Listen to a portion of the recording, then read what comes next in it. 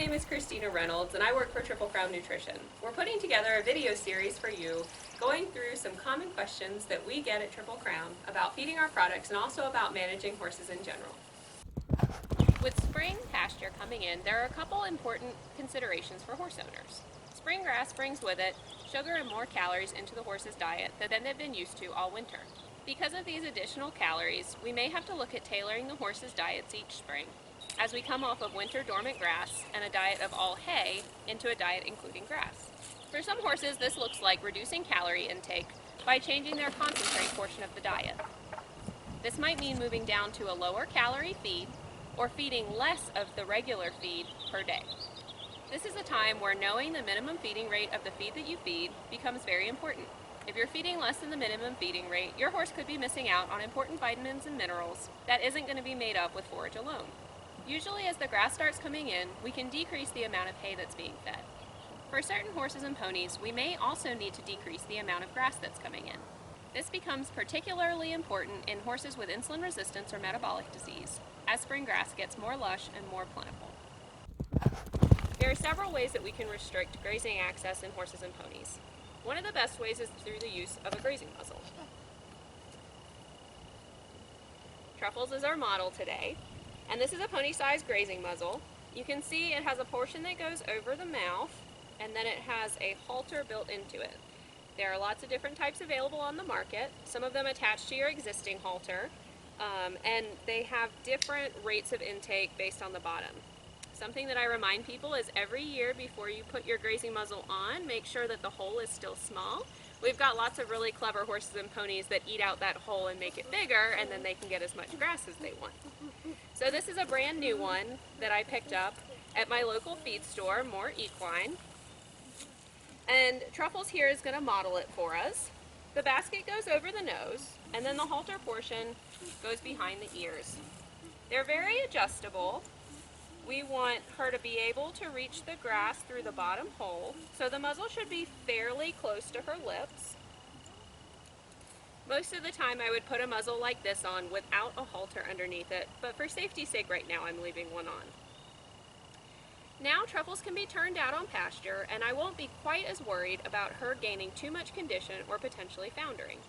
I know I have some customers who feel like putting a grazing muzzle on their horse is cruel.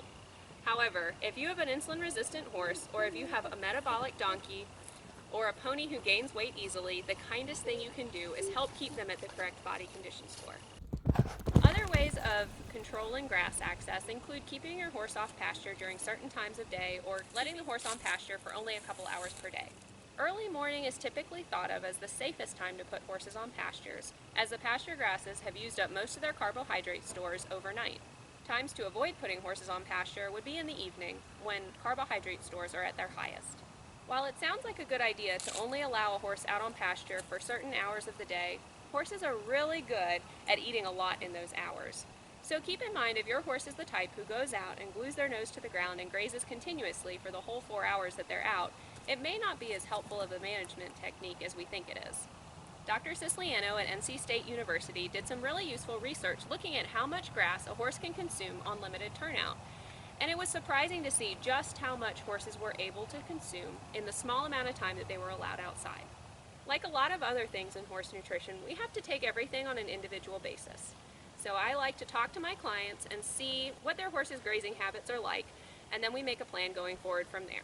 For some insulin-resistant and metabolic horses, the best option for spring grass is no spring grass, and for those horses we recommend a dry lot. When a horse is on a dry lot, we can carefully monitor their intake and make sure that they're eating a safe diet to reduce the chance of them suffering from a bout of laminitis or founder. We can provide all of their forage in a safe way. We can feed tested hay or soaked hay. By providing the horses total forage ration on a dry lot, we're able to carefully monitor their intake and also restrict the amount of carbohydrates that they're taking in on a daily basis. The AAEP recommends that for horses who have a history of insulin resistance or founder, that their total carbohydrate intake for the day is less than 10% NSC, or non-structural carbohydrates. By feeding an appropriate amount of tested hay, we can ensure that those horses go on to live a happy and healthy life. An excellent resource for you is your county extension office. There, you'll find trained professionals who can help you with all of your pasture questions and set you up for success for a good growing season. Thanks for joining me on another piece of our video series. If you'd like to learn more about Triple Crown Feeds, you can visit our website at www.triplecrownfeed.com. You can always reach out to us by phone or email to speak to a real person in our main office who would be happy to work through all of your horse's nutrition needs and your questions. Thank you.